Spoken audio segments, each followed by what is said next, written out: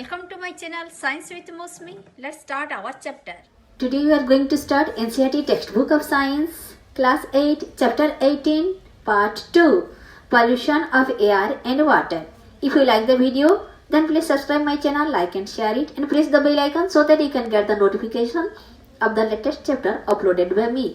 So this is the part 2 of the chapter pollution of air and water. इसका first part में हमने discuss किया था कि what is pollution, what is pollutant and all this. So now we are going through part 2 case study the Taj Mahal. तो फिर ताजमहल के बारे में हम पढ़ेंगे. इसका एक डिटेल में देखेंगे कि जैसे आपको पता है कि पहले ताजमहल बहुत ही सफेद था, उसका मार्बल जो है बहुत वाइट था, पर अभी अगर देखा जाए पास्ट 20 इयर्स की अगर हम रिव्यू करें और थोड़ा जांच परखा करें तो देखेंगे कि ये ताजमहल धीरे धीरे पीला पड़ रहा है. तो फिर जैसे कि आप जानते हैं this is among the 7 wonders of the world, सप्ताश्चर्य में से एक जो कि हमारी इंडिया में है. ये हमारे लिए बहुत गौरव की बात है और हम सबका ये जिम्मेदारी है कि हम इसका देखभाल करें क्योंकि ये हमारा मान सम्मान का कारण है. तो फिर चलिए देखते हैं ताजमहल के बारे में. Over the past 2 decades, India's most famous tourist attraction, Taj Mahal located in Agra, has become a matter of concern. अगर आप पिछले 20 साल की रिव्यू करें तो आप देखेंगे कि ताजमहल जो कि आगरा में है, ये हमारी यूपी में है, तो फिर ये एक बात करने वाली, एक चर्चा करने वाली चीज हो गई है. क्यों? Experts have warned that pollutants in air are discolouring its white marble. आपको पता है एक्सपर्ट लोगों ने ये कहा है कि हमारी एयर पॉल्यूशन की वजह से ये जो पोल्यूटेंट्स है ये व्हाइट मार्बल को कर रहे हैं पीला. So it is not only living organisms that get affected by polluted air but non living things like the buildings, monuments and statues also get affected. तो इतनी सी बात तो आपको पता चल ही गई कि पोल्यूशन की वजह से आपको लग रहा हो कि हम जो सजीव प्राणी हैं उनका कुछ डैमेज हो रहा है, पर नहीं. नॉन लिविंग ऑर्गेनिजम्स, ताजमहल भी नॉन लिविंग ही तो है ना, तो फिर ऐसे बिल्डिंग्स हुआ चाहे स्टेच्यूज हुआ ये सारे भी get affected. The industries located in and around Agra like. तो इसका कारण क्या हो सकता है? देखिए आगरा की चारों ओर बहुत सारे इंडस्ट्रीज है, जैसे कि हमारे रबर प्रोसेसिंग इंडस्ट्री, फिर ऑटोमोबाइल्स और केमिकल्स और मथुरा ऑयल रिफाइनरी है. ये सारे जो हमारे इंडस्ट्री है इनका सभी का कुछ कुछ कारण बनता है कि जिसके कारण से ये सारे प्रदूषण हो रहा है. तो फिर ये सारे क्या करते हैं? These all factories are responsible for producing pollutants like sulphur dioxide. ये sulphur dioxide and nitrogen dioxide, sulphur dioxide, nitrogen dioxide, ये दोनों बहुत ही क्षतिकारक है. ये क्या करते हैं? These gases react with water vapour present in the atmosphere. Water vapour, हमारी एटमॉस्फेयर में वाटर वेपर है, आप सबको पता है. तो फिर इन्हीं सारे फैक्ट्री में से निकलता हुआ सल्फर डाइऑक्साइड और नाइट्रोजन डाइऑक्साइड क्या करता है? एटमॉस्फेयर की वाटर वेपर में मिल जाता है, रिएक्ट करता है और ये बना लेता है सल्फ्यूरिक एसिड और नाइट्रिक एसिड. सल्फ्यूरिक एसिड और नाइट्रिक एसिड, तो ये दोनों एसिड बहुत ही हार्मफुल है. The acids drop down with rain making the rain acidic. जब बारिश होता है तो कि रेन के साथ ये दोनों एसिड नीचे आ जाते हैं और this is called acid rain. अगर रेन में एसिड आए तो फिर उसको एसिड रेन बोलेंगे. एसिड रेन नाम तो सुना ही होगा, बहुत ही फेमस है. तो फिर एसिड रेन कुछ और नहीं, यही है कि रेन के साथ ये नाइट्रिक एसिड और सल्फ्यूरिक एसिड दोनों आ जाते हैं. तो एसिड रेन, इससे क्या होता है? एसिड रेन जब होता है तो फिर ये मार्बल का बहुत क्षति करता है, उसको कोरोड कर देता है, तो फिर मार्बल हो जाता है yellow. The phenomenon is called marble cancer. इसको और भी एक नाम दिया गया है, मार्बल कैंसर. ये मार्बल कैंसर के नाम से भी जाना जाता है. तो फिर suspended particulate matter such as the soot particles emitted by Mathura oil refinery has contributed towards the yellowing of the marble. आपको पता है कि आगरा की 50 किलोमीटर दूरी में मथुरा है, तो मथुरा में ऑयल रिफाइनरी ये तो बहुत फेमस है. तो ऑयल रिफाइनरी में जो पार्टिकल्स एमिट होते हैं, बहुत छोटे छोटे टाइनी पार्टिकल्स एमिटेड होते हैं, वही मार्बल को येलो कर रहे हैं. ये जो टाइनी पार्टिकल्स निकलते हैं ये बहुत देर तक हमारी एयर में रहते हैं. तो इसका भी सॉल्यूशन है. हमारी सुप्रीम कोर्ट यूं नहीं बैठने वाला. सुप्रीम कोर्ट ने इसके लिए बहुत सारे स्टेप ले लिए हैं टू सेव द ताज. ताज को बचाना है. कैसे? चलिए देखते हैं अगले पेज में. ये रहा हमारी सुंदर सा ताजमहल। अगर आप ताजमहल देखेंगे ना, ये देखिए ताजमहल में कितनी छोटी, अगर एक आदमी देखा जाए तो इतना सा है, ये है एक आदमी की उच्चता। तो फिर इसी हिसाब से आप देखेंगे तो ताजमहल इतनी बड़ी सी लगता है कि आप खुद को भूल जाएंगे अगर ताजमहल देखेंगे तो ये तो हम सबका रिस्पॉन्सिबिलिटी बनता है कि इसका हम देखभाल करें। तो इसीलिए सुप्रीम कोर्ट ने ऑर्डर दिया है, क्या ऑर्डर दिया है, industry to switch to cleaner fuels like CNG and LPG. जो इंडस्ट्रीज है वो सब बाकी कुछ कोयला कोल वगैरह यूज नहीं कर सकते, वो क्या करेंगे, सीएनजी और एलपीजी ही यूज करेंगे, जो कि क्लीनर फ्यूल माना जाता है। एग्जामिनेशन में अक्सर आता है कि what is the full form of CNG and LPG. तो बच्चों ये बहुत इंपॉर्टेंट है, कॉम्प्रेस्ड नेचुरल गैस, ये हो गया सीएनजी, और एलपीजी है liquefied petroleum gas. Moreover, the automobile should switch over to only red petrol in the Taj zone। अगर आप ताज जोन में घूम रही हैं तो फिर ऐसे वैसे आप फ्यूल यूज नहीं कर सकते, आपको यूज करना होगा ओनली रेड पेट्रोल, जिससे हमारा एनवायरमेंट रहेगा pollution free. Discuss with your elders and see what they have to say about the condition of the Taj 20 और 30 years ago। Try to procure a picture of the Taj Mahal for your scrap book. अगर आप अपने बुजुर्गों से बात करेंगे तो 20-30 years के पहले तो ताजमहल कुछ अलग ही दिखता था और भी चमकता था। तो आप अपना ये ताजमहल का एक फोटो जरूर ही स्क्रैप बुक में कीजिए। I am reminded of the chapter on crops. I wonder whether acid rain affects the soil and plants also.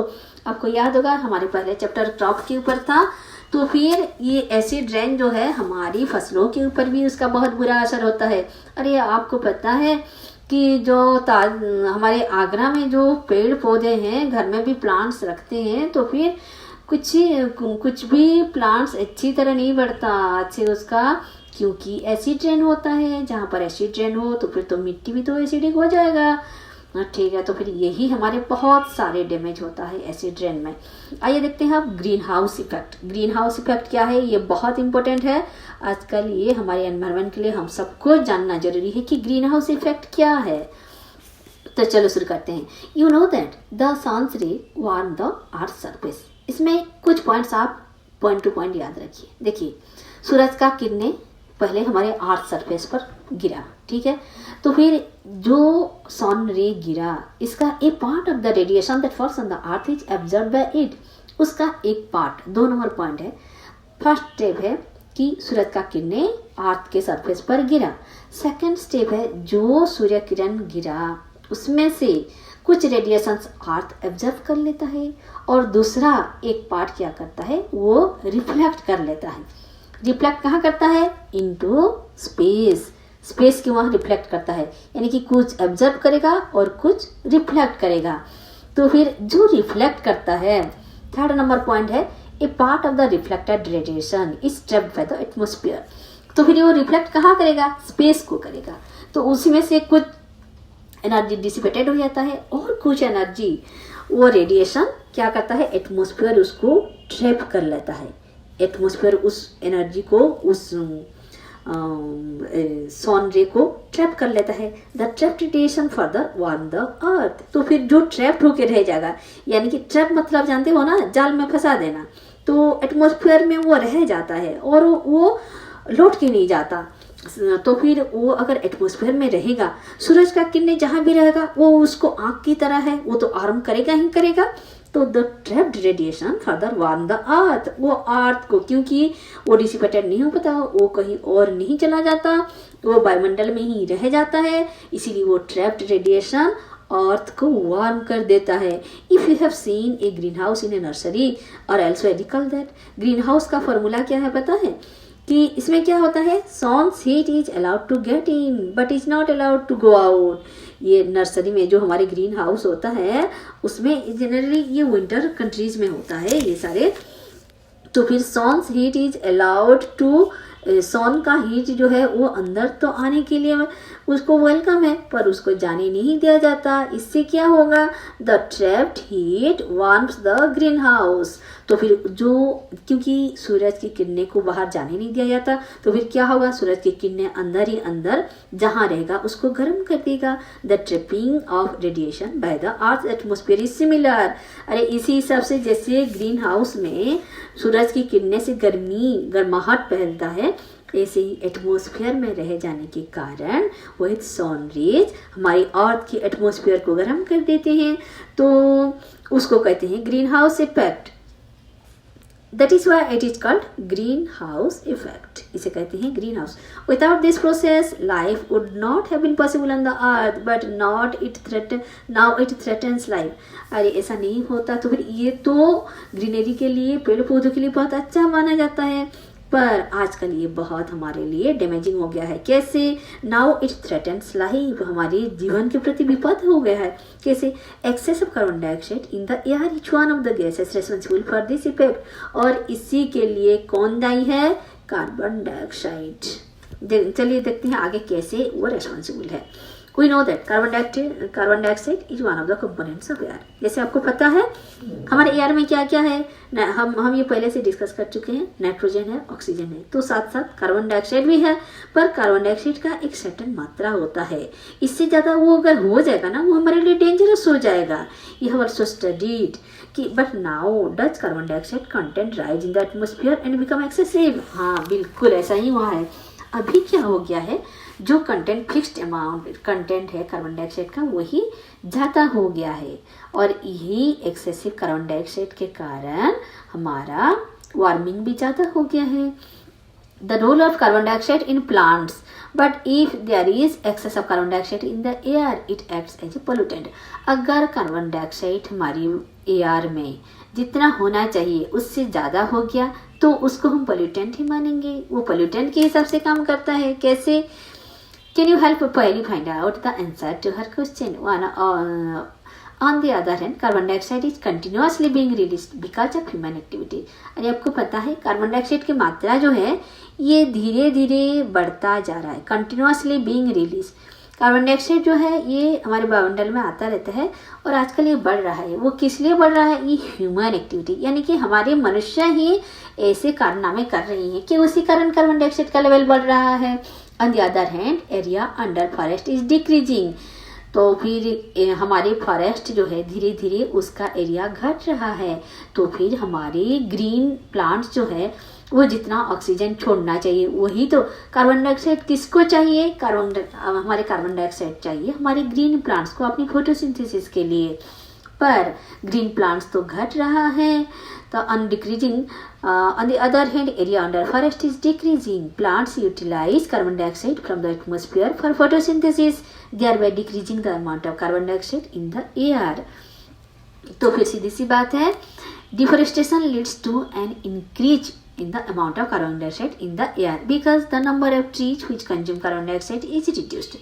देखो डिफोरेस्टेशन बढ़ रहा है। डिफोरेस्टेशन मतलब क्या? Cutting down of trees. Okay, तो फॉरेस्ट जो धीरे धीरे कम हो रहा है उसे बोलते हैं डिफोरेस्टेशन, यानी कि हमारे फॉरेस्ट गायब हो रहा है। तो फिर इस ग्रीन प्लांट जो कटिंग हो रहा है इससे क्या होगा? कार्बन डाइऑक्साइड जो यूज करते हैं वो और नहीं रहे, कम हो रहे हैं, तो कार्बन डाइऑक्साइड के अमाउंट बढ़ता जाएगा। तो number of trees which consume carbon dioxide is reduced. Trees कम हो रहे हैं तो फिर कार्बन डाइऑक्साइड का यूज भी कम हो रहा है।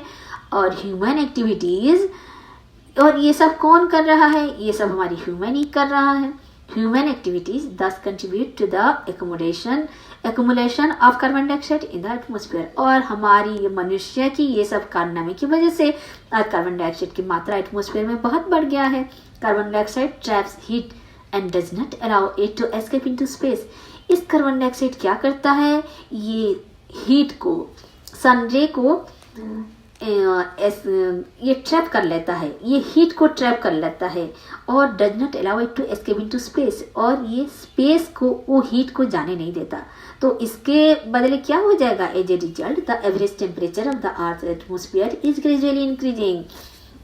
तो फिर ये हीट अगर रिफ्लेक्टेड बैक होके नहीं जाएगा स्पेस में तो फिर क्या होगा? हमारे एटमॉस्फेयर का टेम्परेचर ये बढ़ता जाएगा। This is called global warming. Global warming मतलब सारा पृथ्वी का जो टेम्परेचर है उसका बढ़ना, और उसको कहते हैं ग्लोबल। ग्लोब मतलब जानते हो, पृथ्वी का मिनिएचर को ग्लोब बोलते हैं। ग्लोबल वार्मिंग यानी कि पूरा पृथ्वी का एटमॉस्फेयर का जो गर्माहट है वो, उसका टेम्परेचर बढ़ रहा है। अरे आपको पता है वो अगर ½ डिग्री भी बढ़ जाता है तो हमारे लिए बहुत डेंजरस है। Other gases like methane, nitrous oxide and water vapour also contribute towards this effect like carbon dioxide, they are also called greenhouse effect. इसके लिए, इस ग्रीन हाउस गैसेस के लिए और कौन कौन सा भी ग्रीन हाउस गैसेस कहा जाता है? कार्बन डाइऑक्साइड तो पता है, उसके साथ साथ ये जो हमारी मीथेन है, मीथेन, नाइट्रस ऑक्साइड और वाटर वेपर, ये सारे भी है हमारी ग्रीन हाउस गैसेस। चलिए देखते हैं ग्लोबल वार्मिंग क्या है।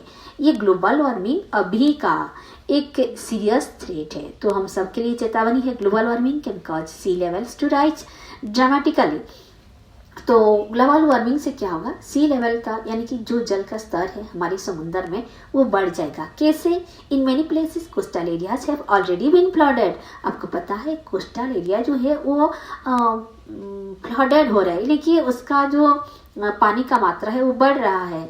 Global warming could result in wide ranging effects on rainfall patterns, agriculture, forest, plants and animals. तो ये ग्लोबल वार्मिंग का सीधा सीधा असर हुआ है रेनफॉल के ऊपर, एग्रीकल्चर के ऊपर, फॉरेस्ट, प्लांट्स और एनिमल्स के ऊपर। क्या होता है? Majority of people living in regions which are threatened by global warming are in Asia. तो फिर इसमें से ज़्यादातर लोग कहाँ पर अफेक्टेड हो रहे हैं? एशिया में। एशिया में लोग को ज़्यादा इससे प्रॉब्लम्स हो रहा है। A recent climate change report gives us only a limited time to keep the greenhouse gases at the present level.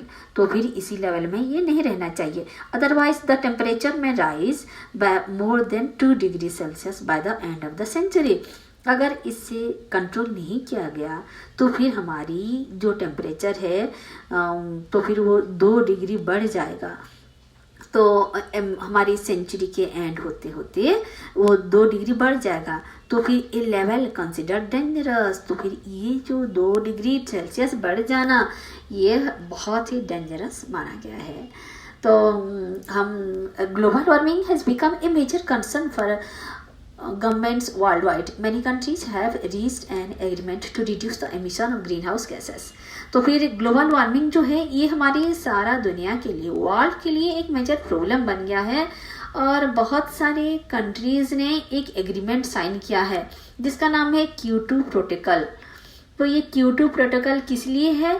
हमारी ग्लोबल वार्मिंग ना होने के लिए एक हमारी मकसद है, एग्रीमेंट है। तो many countries have reached an agreement to reduce the emission of greenhouse gases. Greenhouse gases को कैसे कम करें इसके लिए वो प्रतिज्ञाबद्ध होकर काम करेंगे बोल के बहुत सारे कंट्रीज ने इसी Q2 प्रोटोकॉल में का एग्रीमेंट में वो सिग्नेचर किए हैं। Bujo is surprised to hear that an increase in the Earth's atmosphere by even as little as 0.5 degree centigrade can have such a serious effect। तो अगर 0.5 डिग्री सेंटीग्रेड भी अगर बढ़ जाए तो फिर हमारे लिए बहुत सीरियस इफेक्ट होगा। पहली tells him that she had read in the newspaper recently that the Gangotri glacier in the Himalayas has started melting because of global warming। अरे आपको पता है इसे ग्लोबल वार्मिंग की वजह से हमारी जो गंगोत्री ग्लेशियर वो कहाँ है? हमारे हिमालय के ऊपर है, जहाँ से गंगोत्री मतलब जहाँ से हमारे रिवर गंगा का उत्पत्ति हुआ है, और यमुनेत्री होता है जहाँ से रिवर यमुना का उत्पत्ति हुआ है, वहाँ से रिवर गंगा हमारा निकलता है। तो वो जो ग्लेशियर है वो धीरे धीरे पिघलने लगा है। तो आप सोचो कितना बड़ा डेंजर होगा, है ना। What can be done? ऐसे में हम सब क्या करें? तो हम सब का क्या काम है? What can we do to reduce air pollution? हम इस एयर पोल्यूशन को कम करने के लिए क्या कर सकते हैं? There are many success stories in our fight against air pollution. चलिए for example a few years ago इसके बारे में हमने अपना लड़ाई शुरू कर दिया है और इसके बहुत सारे सक्सेसफुल कहानी भी है। जैसे कि कुछ ईयर्स पहले Delhi was one of the most polluted cities in the world. It was being choked by fumes released from automobiles running on diesel and petrol. A decision was taken to switch to fuels like CNG. तो फिर कुछ years पहले ये देखा गया कि हमारी दिल्ली जो है बहुत पोल्यूटेड हो रहा है, यह पोल्यूशन हमारी एक्सपेक्टेशन से बहुत आगे छूट रहा है। तो फिर दिल्ली सरकार ने, हमारी सरकार ने ये डिसीजन लिया कि वहाँ डीजल पेट्रोल से गाड़ी नहीं चलेगा। कैसे चलेगा? हमारी क्लीनर फ्यूल्स जिसको माना जाता है, जैसे कि CNG, कंप्रेस्ड नेचुरल गैस, तो फिर उसी से वो चलेगा। इससे ये पोल्यूशन बहुत हद तक कंट्रोल हो गया। तो फिर ऐसे ही हम छोटा छोटा a decision was taken to switch to fuels like CNG and ये देखिए दिल्ली ट्रांसपोर्ट कॉरपोरेशन, तो फिर ऐसे हमारी eco friendly CNG bus services शुरू हो गया। इससे हमको काफ़ी राहत मिला। And unleaded petrol, unleaded petrol आपने पढ़ा था कि हमारी ताजमहल के आसपास भी अब अनलीडेड पेट्रोल ही यूज करना है। इससे क्या होता है? पोल्यूशन बहुत कम होता है। This measures have resulted in cleaner air for the city. इससे क्या होगा? हमारी सिटी को क्लीनर एयर मिल पाएगा, तो फिर हमारी रेस्पिरेटरी डिजीजेस थोड़ा कम होंगे, है ना। You might know of some other examples from your area regarding reduction of air pollution. तो फिर share these with your friends. अगर आपको पता है कि आपके एरिया में एयर पोल्यूशन को रिड्यूस करने के लिए क्या क्या सावधानियां आप ले रहे हैं, तो फिर वो अपने फ्रेंड्स के साथ जरूर शेयर करें, क्योंकि हम डिस्कस करते हैं तभी तो एक दूसरे से सीखते हैं। अरे बच्चों, आप समझ रहे होंगे इतनी बड़ी बड़ी मुद्दा है, हम बच्चे क्या कर सकते हैं वाला इसके लिए? अरे आप कुछ कम नहीं कर सकते। देखो, कम से कम इतना तो आप कर सकते हो ना, से नो टू क्रैकर्स। बच्चों, अब सबको क्रैकर्स बहुत अच्छा लगता है, हमको पता है, पर इससे होने वाली प्रदूषण भी तो बहुत है ना। तो फिर कम से कम एक campaign which was organised by children from many schools, this made a big difference to the air pollution levels around Diwali. तो फिर दिवाली में आप एक मुहिम चला सकते हो और आप क्रैकर्स को नो बोल सकते हो। इससे हमारे एयर पोल्यूशन काफ़ी अफेक्टेड होगा, ठीक है। The quality of air at various locations is monitored regularly by government and other agencies. We can use this data to generate awareness about air pollution among friends and neighbors. तो फिर हमारी कौन सी जगह की air quality कैसा है, ये आजकल बहुत मॉनिटर हो रहा है और हम जब भी जहाँ चाहें हम जान सकते हैं। तो फिर अगर हमको पता चल गया कि किस जगह का एयर क्वालिटी कैसा है, उसी हिसाब से हम इसका प्रिवेंटिव मेजर्स ले सकते हैं। There is a need to switch over to alternative fuels instead of the fossil. सिर्फ फसील ही नहीं, हम इसके लिए और भी कई सारा अल्टरनेटिव्स है, उसी को भी हम मान सकते हैं। तो इससे क्या होगा? हमारी एयर पोल्यूशन जो है वो कम होगा। एंड नेवर्स there is a need to, तो फिर हम क्या कर सकते हैं? ये एक पार्क आप देख रहे हैं, पार्क में कितने, तो फिर ऐसे ये सारे बहुत सारे स्टेप्स हम कर सकते हैं। Fuels for our energy requirement, this could be solar energy, hydro power and wind energy. तो फिर हम क्या क्या कर सकते हैं? हम कर सकते हैं कि जैसे सोलर एनर्जी यूज करना, ये तो हमारी एनवायरमेंट फ्रेंडली है। और हाइड्रो पावर, हम पावर प्लांट की जगह कोल को जलाने की बजाय हम हाइड्रो पावर यूज कर सकते हैं। And wind energy, wind energy कहाँ हमको मिलेगा? ये हमको सी कोस्टल एरिया में ये सब हम कर सकते हैं। विंड की बड़े बड़े वो पंखे रहते हैं, वो इंस्टॉल करके विंड एनर्जी हम यूज कर सकते हैं। तो फिर ये हमारी सोल्यूशन है कि say yes to solar energy, hydro power, wind energy. ठीक है, याद रहा ना। अब activity 18.4, you have various options of communicating to your school such as walking, going by bicycle, traveling by bus or other public transport, using a car individually, traveling by carpool. देखो बच्चों, तुम बहुत कुछ कर सकते हो, कंट्रीब्यूट कर सकते हो अगर चाहते हो कि एयर पोल्यूशन कम हो जाए। क्या कर सकते हो? स्कूल जो जाना है तो फिर चल के जा सकते हो, अगर पास वाला डिस्टेंस है तो किसी बाइक या फिर वैन में जाने की ज़रूरत नहीं है। और बाईसाइकिल यूज कर सकते हो। अरे ये तो बहुत ही सेफ है, आजकल बाईसाइकिल चलाना इसको बहुत प्रोत्साहन दिया जा रहा है, क्योंकि इससे हमारे प्रदूषण कंट्रोल में रहता है। और ट्रैवलिंग बाय बस, अगर स्कूल बस चल रहा है या फिर पब्लिक ट्रांसपोर्ट यूज करना चाहिए, ना कि इंडिविजुअल कार यूज करना चाहिए, ठीक है। और ट्रैवलिंग बाय कारपूल, अगर 2-3 बच्चा हो, 5-6 बच्चा हो, तो फिर एक दिन एक का कार चलेगा और बाकी सारे बच्चे उसमें आ जाएंगे। तो फिर आपके मम्मी पापा को भी ज़्यादा मेहनत करना नहीं पड़ेगा और आपकी फ्यूल भी बच जाएगा और प्रदूषण भी कम होगा। Discuss in your class the impact of each of this options on the quality of air. इससे हमारी क्वालिटी ऑफ एयर भी बेटर हो जाएगा। Small contributions on our part can make a huge difference in the state of environment. आपकी ये छोटी सी contribution पता है एक्चुअली एक एनवायरनमेंट के लिए एक बिग डिफरेंस ला सकता है। तो होना तैयार आप सब ये सब करने के लिए। Very good. We can plant trees and nurture the ones already present in the neighbourhood. और क्या क्या हम कर सकते हैं, देखो कि हम एक ट्री ज़रूर प्लांट कर सकते हैं, और जो ट्री पहले से है उसका टेक केयर कर सकते हैं, उसको पानी दे सकते हैं, उसको एक तार, उसको बाहरी जंतु से जब तक वो बड़ा ना हो जाए थोड़ा टेक केयर कर सकते हैं। Do you know about Van Mahotsav? अरे वन महोत्सव के बारे में सुने हो? When lakhs of trees are planted in July every year. ये वन महोत्सव जो है ये जुलाई में आता है, और इसमें क्या किया जाता है कि बच्चों जाकर, ये देखिए आप जैसे छोटे छोटे बच्चे पार्क में कितने सारे पौधे प्लांट कर रहे हैं ना। तो फिर ये जुलाई में क्यों होता है पता है? जुलाई में हमारा बारिश होता है, और बारिश में पेड़ पौधे अच्छे उगते हैं। तो फिर इसीलिए जुलाई में आप भी ऑब्जर्व करोगे ना, प्लांट जरूर ही आप प्लांट करोगे पौधे। तो Bhujo and Pahli once happened to go to an area where some people were burning dry leaves. They started coughing because the entire area was full of smoke. Pahli thought it would be a better option to put them in a compost pit rather than burning. What do you think? तो फिर भुजो और पहली एक जगह गए थे जहाँ पर वो देखे कि ड्राई लिप्स को जलाया जा रहा है। अरे अगर ड्राई लिप्स को जलाया जाएगा तो उसमें तो स्मोक निकलेगा, और फिर इसीलिए हमको कॉफिंग भी होगा।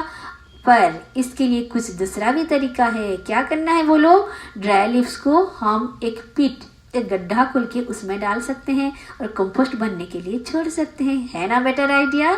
बहुत कमाल की आइडिया। Very good. तो फिर ये सब हमको जरूरी अपना लाइफ में करना है। इसके साथ we finish the second part of the chapter. We'll start from water pollution in the third part. Okay, thank you. With this, we complete the second part of the chapter. If you like the video, then please subscribe my channel, press the bell icon so that you can get the latest chapter uploaded by me. Thank you.